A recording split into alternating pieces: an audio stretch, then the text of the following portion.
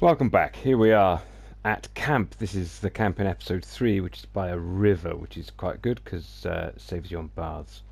Um, it's quite a cute thing. I got back, had blood all over me, just jumped in the river, and was it a lake? Probably a lake. And you can even see the blood washing off. It's an incredibly detailed game. You know that already. I thought we'd have a look around camp and talk about um, the gang, because this is one of the distinctions or expansions on Red Dead Redemption, and why they chose, one reason why they chose to make this a prequel, I guess, is that they, the expanded technology capacity, whatever you call it, they've got, allows them to expand the number of characters, and so whereas in Red Dead Redemption, John was very much the main focus, and then sort of everyone else was a bit sort of perfunctory to his existence.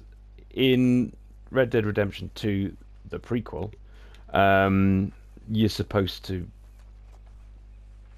focus a lot more on the gang and get to know them as individuals and follow their stories.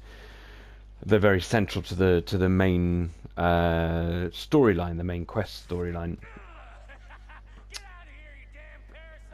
So I thought we'd have a little look around.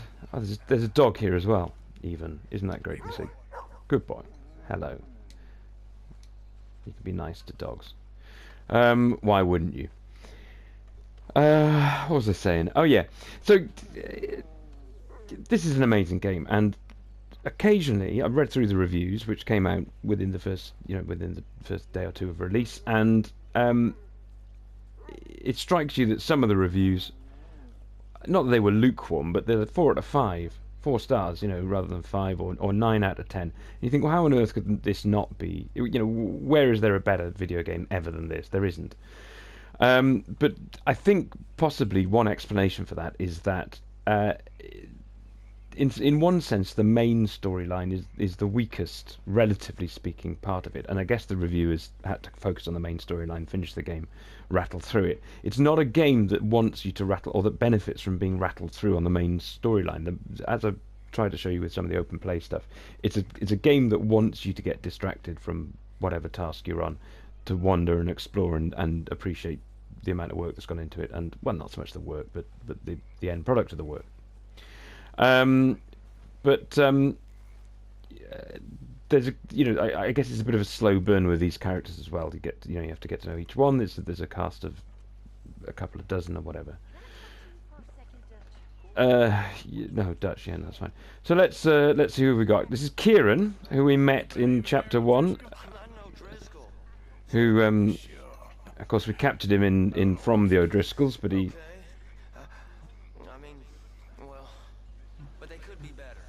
claims not to be an O'Driscoll, and he saved my life in some raid. Sorry, that's a spoiler. Spoiler! He saved my life in some raid, and so he got to join the gang. I'm getting some. This is burdock root. There you go. Item request. So occasionally someone asks for an item. Mrs. Irene Adler. Mrs. Adler, Stacy, whatever her name is, asked for a harmonica. I got her that by killing some guy. Sorry, and rooting through his house, but she seemed happy enough. This guy here is Leopold Strauss. Ah, okay. Got some weapons you could sell. A little bit of a cliche. He's an Austrian. We infer Jew. And he's a usurer, so a bit of a stereotype. The game is quite sort of takes a quite sort of politically correct, liberated, liberal attitude to race and stereotypes and so on. But Strauss seems to get it a little bit. But I quite like him, actually. Here's Mary Beth, who is one of the girls. The girls are as useful to the gang as the boys in terms of stealing things. They're a bit more cunning, use their feminine wiles in town, but they get stuck in. They pull their weight. Who else have we got? Who's that? Is that Charles? Come here. Oh,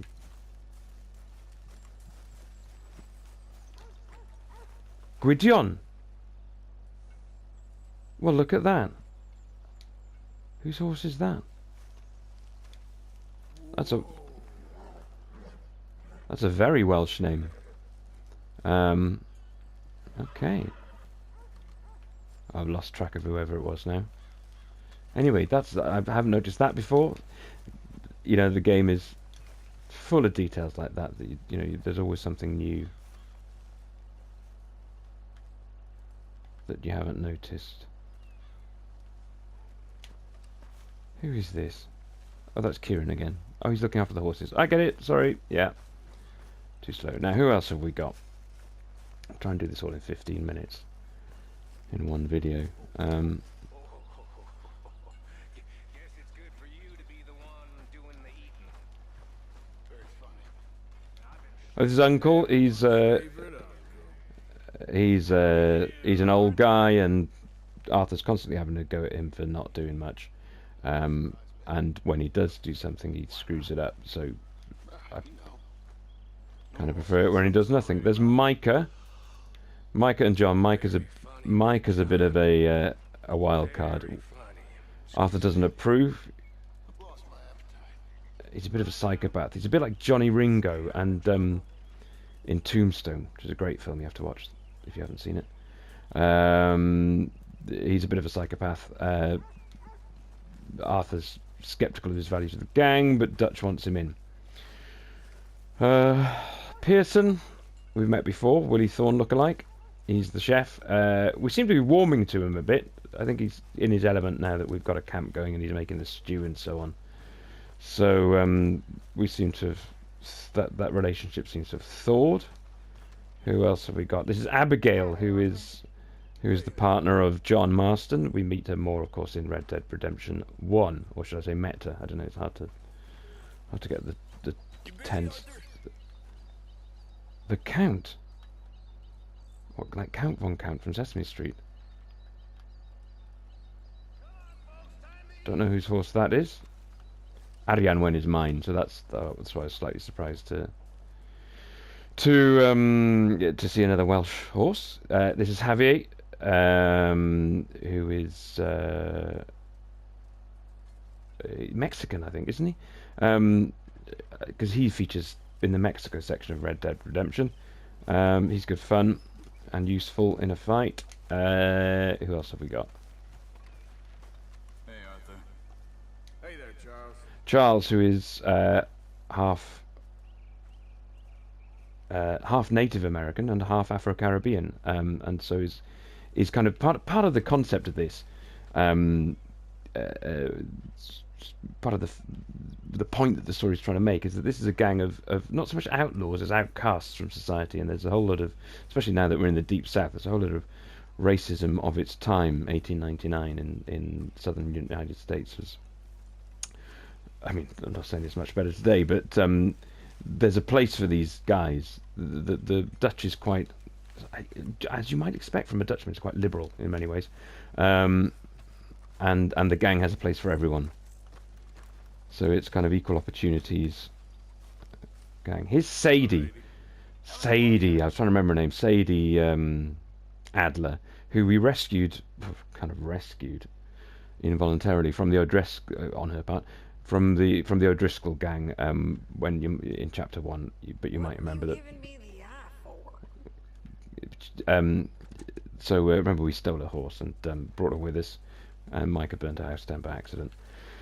But she went to town. She was being made to cook, and we went to town shopping just to get her out of Pearson's way. And she went into town and bought some Annie Oakley gear from the shop, and then shot up a few of the bad rival gang on the way back. So she's proving to be an interesting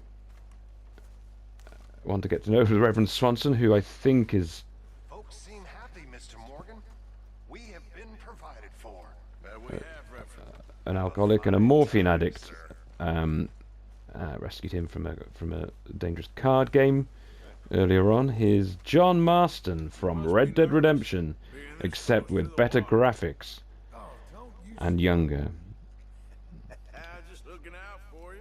So we get his origin story, and here also from Red Dead Redemption is young Jack Marston, who is John's son. We took him fishing, and you know, we bonded, man. We bonded. That's Pearson. Where's Dutch gone? I want to show you. There's a couple of people I wanted to meet. A couple of other people. Oh, this is Trelawney, who's a kind of who's a.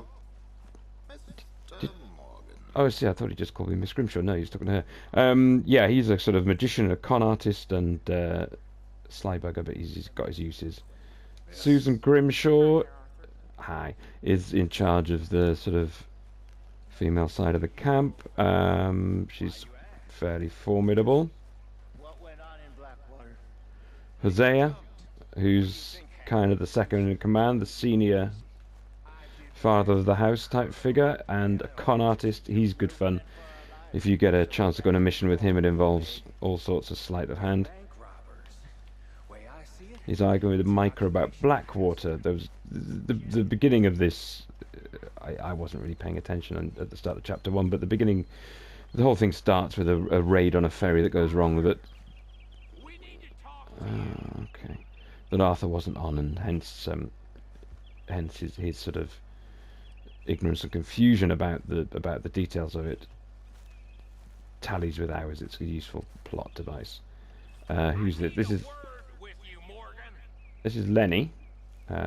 He's a good guy. I don't want to talk to Bill because he's going to take me on a mission, so I'm going to leave him. Beardy Bill. Bill Williamson. He features in Red Dead Redemption 1 as well. Oh no! Oh God. Okay. I was deliberately not talking to you, man. I don't know. I just feel like it's unfinished business. Shut up, Beardy. That wasn't my fault. It was just one of them things. How come every time I get in trouble, I'm called a fool and an idiot? But when you get in trouble, oh, it's just one of them things. It's a good point, Arthur.